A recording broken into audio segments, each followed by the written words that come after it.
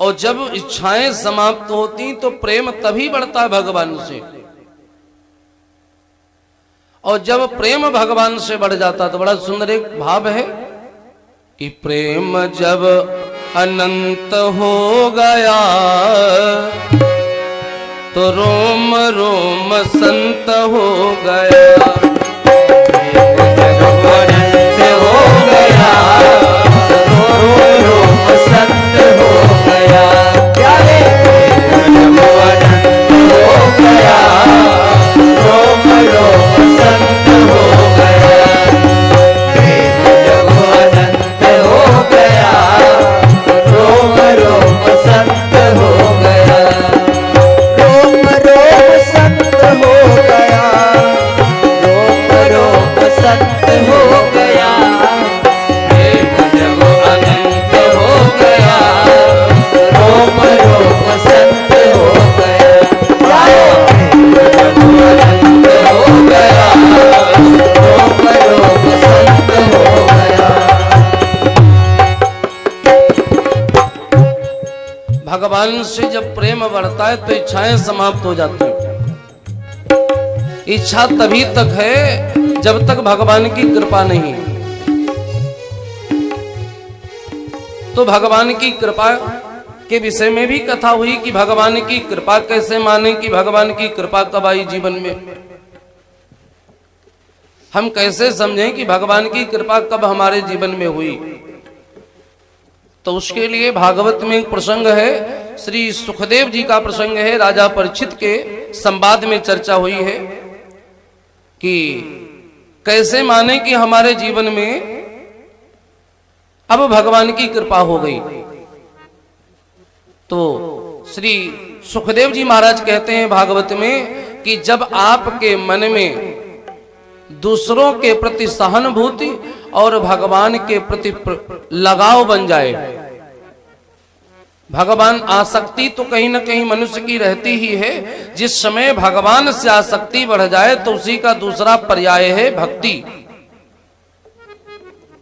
और भक्ति आ गई जीवन में तो समझ लीजिए कि ये आपके जीवन में भगवान की कृपा आ गई। दूसरी पहचान कि जब भगवान की कृपा होती है तो इच्छा नष्ट हो जाती है, और जब इच्छा नष्ट हो जाती है तो व्यक्ति मांगना बंद कर देता है। फिर वो ये नहीं कहता भगवान हमको ये दे दो।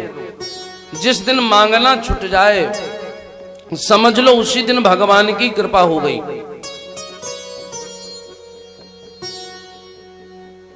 जब तलक मांगने की लालसा बनी रहती है जीवन में तब तलक भगवान की कृपा में कमी है। दुनिया में भगवान की कृपा, श्री सूत जी बोल रहे नैमिषारण्य में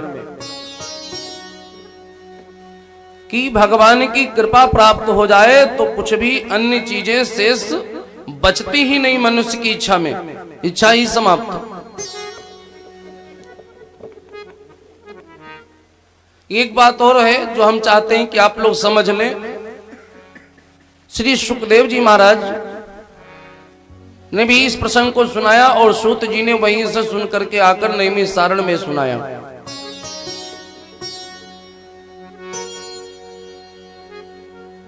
कि मनुष्य भगवान की कृपा प्राप्त करने के लिए भक्ति करता है, भगवान के सत्संग में जाता है और भगवान की कृपा प्राप्त भी कर लेता है तो क्या उसकी इच्छाएं समाप्त हो जाती? अगर नहीं समाप्त होती हैं तो किस प्रकार की इच्छाएं रहती हैं? और इस बात पर एक संकेत है, रामचरितमानस में भी गोस्वामी जी ने भी लिखा है, रामायण जी में, और नारद जी का संवाद है, वहां पर भी ये चर्चा हुई है। जेहि विधि होए नाथ हित मोरा करहु सुबेग दास में तोरा।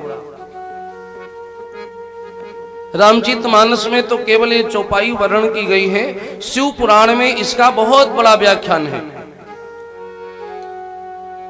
विधवत व्याख्यान ज्यादा तक जब जो कथा होती है उस कथा में करना ही होता है। कहीं पर हम लोग जाते हैं राम कथा के लिए, कहीं जाते हैं शिव कथा के लिए, कहीं जाते हैं भागवत कथा के लिए। अब यहाँ पर हम सारी कथाएं सुनाएंगे आपको। राम कथा, भागवत कथा, शिव कथा, हनुमंत कथा सभी होंगी। बहुत लंबा प्रसंग इस पर शिव पुराण में चर्चा की गई है और शिव पुराण में बड़ा लंबा प्रसंग इसको समझाया गया। और रामचरित मानस में चौपाई है, जेहि विधि होए नाथ हित मोरा, करो सुबेग दास मई तोरा। भगत मांगता है लेकिन मांगता